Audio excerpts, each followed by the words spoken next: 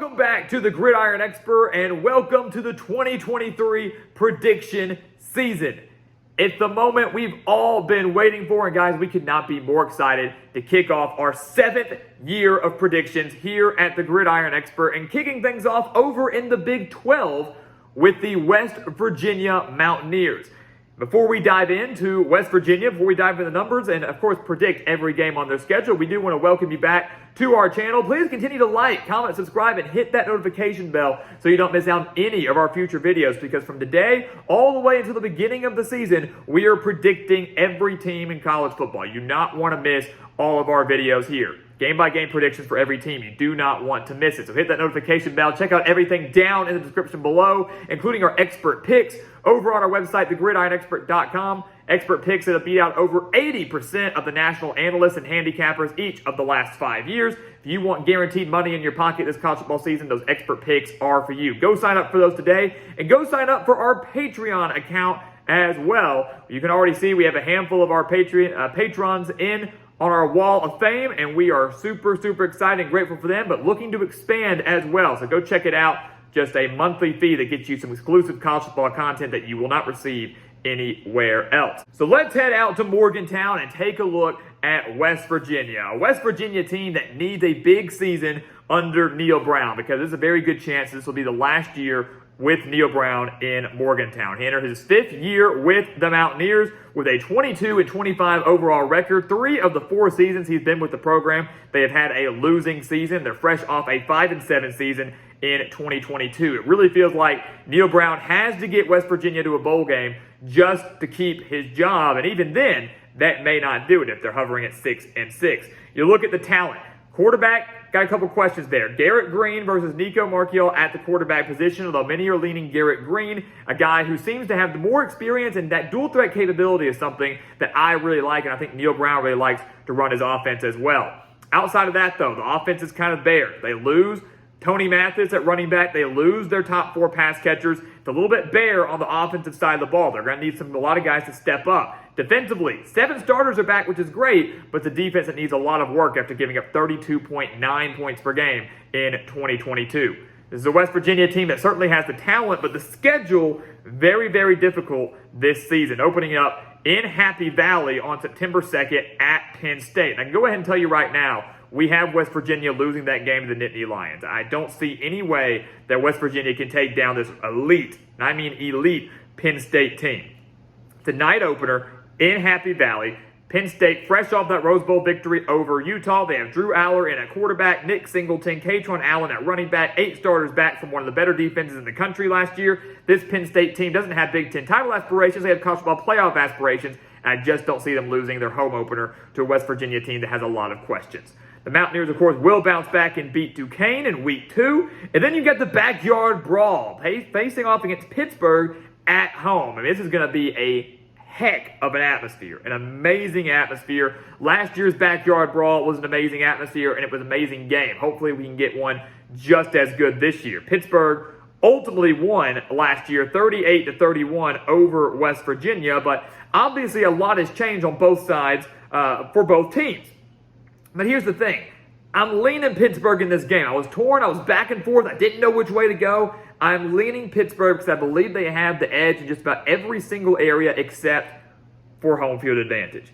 I think Pittsburgh certainly owns the offensive edge. Phil Jurkovec coming in, transferring from Boston College, if he can stay healthy, will be great with the Panthers. I believe they own the coaching edge with Pat Narduzzi over Neal Brown. And even their defense right now is always pretty stingy. 5 starters back for the Panthers this year. This is a Pittsburgh team that gave up just 98 rushing yards per game last year, and we know West Virginia is going to want to run the football. That's what they wanted to do last year. They might even do so more this year, even though they lost Tony Mathis, even though they have a lot of questions. They have a dual threat quarterback as well. If Pittsburgh can contain that, they're going to win this game. I think we're in for another close game. Morgantown, that West Virginia crowd is going to do everything in their power to get the win, but I think Pittsburgh ekes it out, and West Virginia drops to 1-2. They open up Big 12 play the next week at home against Texas Tech, and a very good Texas Tech team at that. Last year, West Virginia lost to the Red Raiders 48-10. There's no 38-point swing this year. Even though they have home field advantage, Texas Tech this year is going to be even better than they were last year. Really exceeded expectations in year one under Joey McGuire. This is a Texas Tech team that has just about everybody coming back on the offensive side of the ball, put up 594 yards of offense against West Virginia last year. I just don't see any way how West Virginia slows them down. So I believe they dropped that opener to the Red Raiders, and West Virginia now 1-3, and we'll go ahead and make it 1-4 with a road loss to the national runner-up in TCU. West Virginia gave TCU everything they could handle last year. Give them credit. They only fell to the Horned Frogs by 10. TCU scoring late in that game to make it that 10-point victory. I think it was like 20 seconds left. They got the touchdown and actually covered in that game. But they have to go now to TCU by the end of September. All the issues of TCU may be dealing with the loss of Max Duggan and Kendra Miller. I think that's going to be kind of fixed.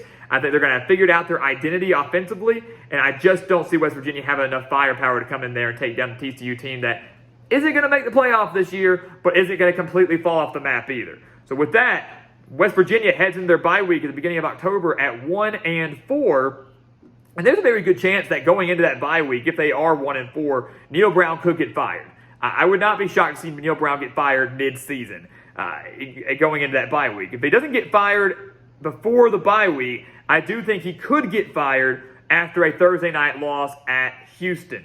I just don't see how you can keep a guy around, a West Virginia fan base that wasn't thrilled with him staying around to begin with. If they start so poorly this year, I could see them making a coaching change and starting to begin that coaching search as early as possible. They're not going to beat Houston on the road despite coming off a bye week. The first meeting between these two programs is exciting, and even more exciting is the fact that it's the Dana Holgorsen Bowl. Dana Holgorsen, of course, previously coached at West Virginia, is now currently the coach at Houston. Should be a really, really fun game, an emotional game, a fun game, a great Thursday night game. But ultimately, I think the road atmosphere is going to be too much for West Virginia. You do worry about their mindset as a team, taking on a Houston team that probably could get off to a strong start before maybe struggling in the back end. Donovan Smith there for Houston, transferring in from Texas Tech, gives them benefit at quarterback. Also, an interesting storyline, Tony Mathis, running back for West Virginia last year, now the running back at Houston. So a lot of reunions, I guess you could say, on that Thursday night game. And I ultimately think Houston's just going to be a little too much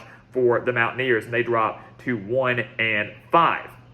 They get a home win, though. They do get a Big 12 win against Oklahoma State. Now, I know what you're thinking. How am I going to pick them to lose to Houston, maybe lose to Pittsburgh, whoever it may be, but beat Oklahoma State? Well, first off, I do believe that West Virginia has one of the more beneficial home stadiums in the Big 12. They are a very tough place to play. Morgantown is not easy. This is a West Virginia team that also went on the road last year and pulled off the upset over Oklahoma State, beat them 24-19 on the road. This is an Oklahoma State team, guys, that, isn't going to be anything that special this year. Mike Gundy's a great coach. I don't think they're going to completely be terrible, but Oklahoma State's not going to be the elite team that we've seen in years past. And my thing is, if West Virginia can go on the road and beat Oklahoma State, they can certainly beat them at home with an Oklahoma State team that I don't think is going to be drastically better than they were last year. I don't think there's going to be that much of an improvement. If we see a potential coaching change from West Virginia after the Houston game or even before, teams start to play a little bit better for those interim coaches. They get a kind of a fire lit under them. I see that first home game since September 23rd, we should add, they get that win over the Cowboys and get a little confidence back.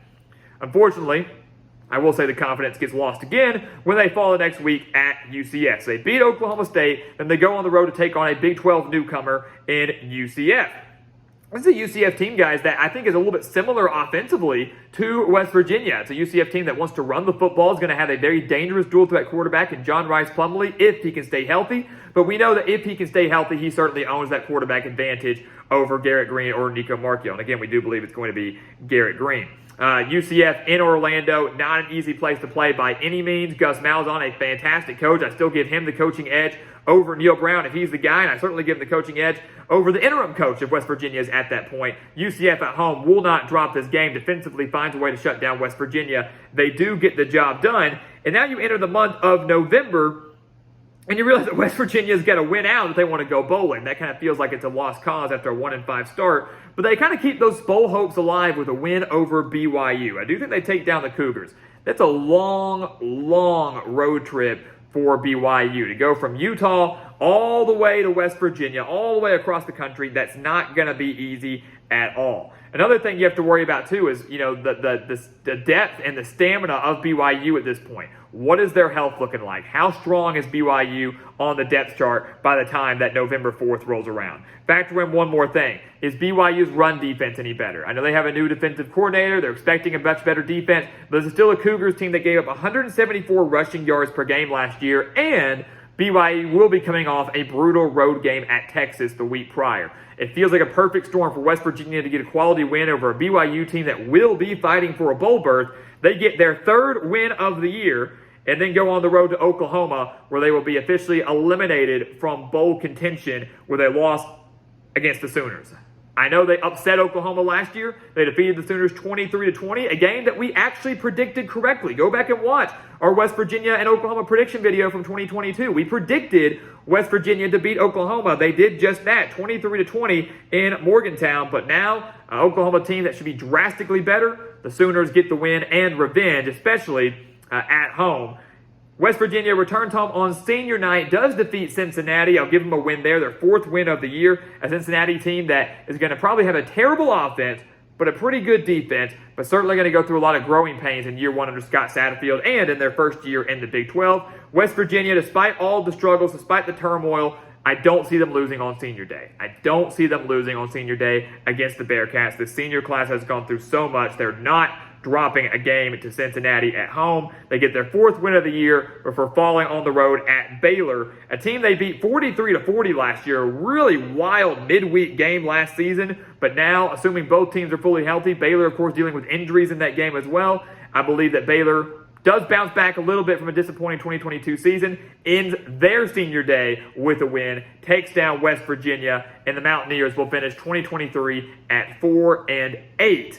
Now, that's not ideal, I know. Many people will say they could go bowling. I will say, I think the Pittsburgh game truly is a toss-up.